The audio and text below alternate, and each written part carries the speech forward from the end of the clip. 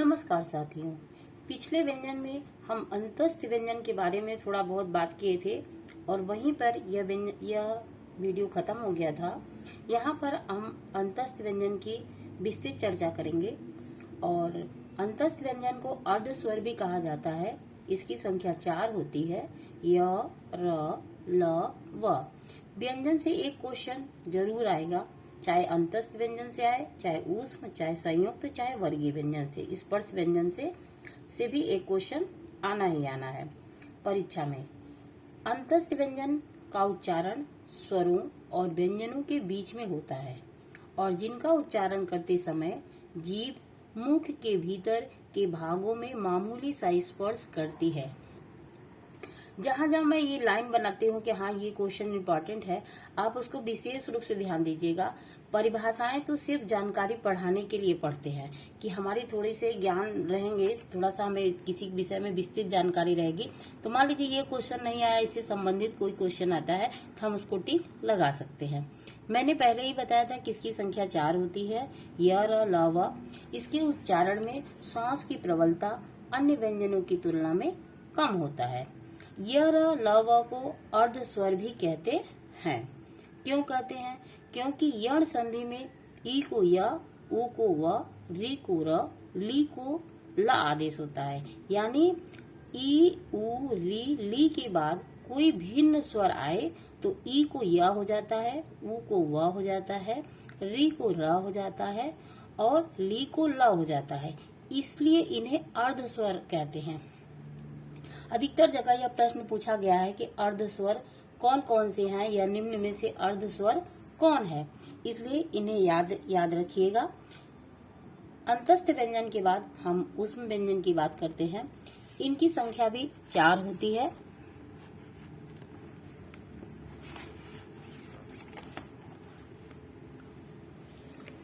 इनकी संख्या 4 होती है। इसमें तीनों सा आ जाता है और ह, तालव्य श, मूर्धन्य श, दंतव्य श और ह। इस पर भी प्रश्न बनते हैं। ऊष्म व्यंजन के उच्चारण में मुख की विशेष प्रकार से गर्म ऊष्म वायु निकलती है। इसमें श्वास की प्रबलता होती है।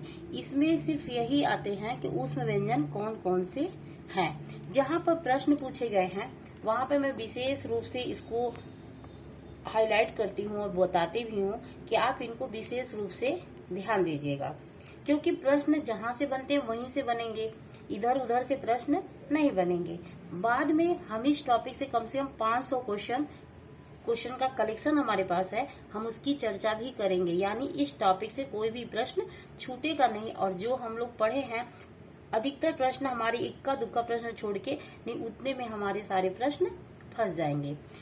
अब बात करते हैं संयुक्त व्यंजन। संयुक्त व्यंजन की संख्या 4 होती है। छ, त्र, ज्ञ और श्र। आता है कि जो छत्र है, छ है, वो किससे बना है? क और स से। त्र किससे बना है? त और र से। ज्ञ किससे बना है? ज और इया से। स किससे बना है? तालव्य स और र से। इसकी उत्पत्ति पूछी जाती है तो इसे भी विशेष रूप से ध्यान रखना है।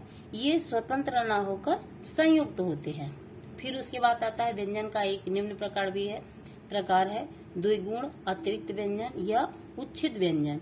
वो वर्ण जो 2 गुण वाले होते हैं, जिनका उच्चारण करते समय जीभ पलट कर वायु से बाहर निकलती है। अतिरिक्त व्यंजन 2 ही हैं, जिससे एक विशेष प्रकार की ध्वनि निकलती है। वर्णमाला में 2 अतिरिक्त वर्ण है, जैसे ड़, ढ़।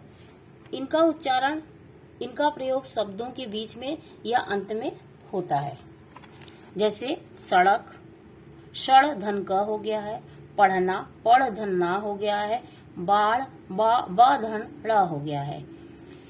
इन्हें द्विगुण कहा जाता है। क्यों? क्योंकि इसमें एक सामान्य गुण होता है ड और ढ का, और एक अतिरिक्त गुण होता है जिसमें नुक्ता बिंदी लगाकर बनाया जाता है।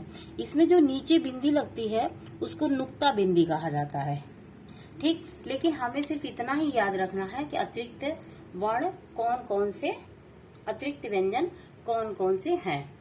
उसके बाद आता है पंचमाक्षर।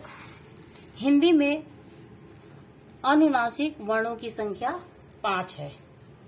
जो स्पर्श व्यंजन के 5वें वर्ण हैं